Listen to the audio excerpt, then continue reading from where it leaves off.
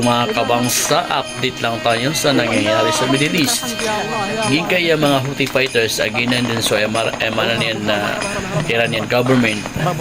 Benar ko tinatawag sila mga Houthi fighters na siran din sa Emanian na under siran sa Emanian na Iranian government, siran sa mga Shia Rafida.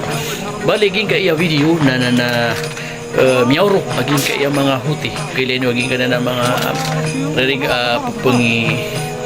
pangitudluksan naging sa mga Houthi miyawro sila naging kaya mga Saudian fighters aguging kaya Yemeni fighters na namiyang ulog sila sa Yemen na naging kanana mga baugan na so Yemen yan na reporton na mapakayam yan nga naging kanana mga Houthi fighters.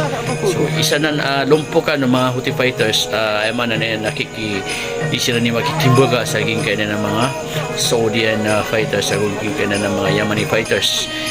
Ging kanana Saudi Arabia aguging kay Yemen na miyadin sila sa coalition forces Yemen yan na mitumpok sila nag-merge misug para Yemen yan na counterpart aging kaya di kambina sa aging kaya mga Houthi fighters. Why?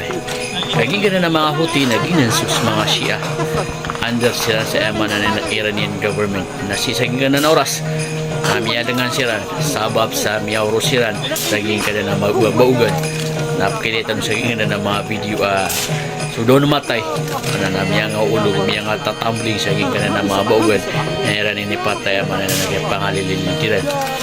Allahumma ansuril mujahidin fi kulli makan.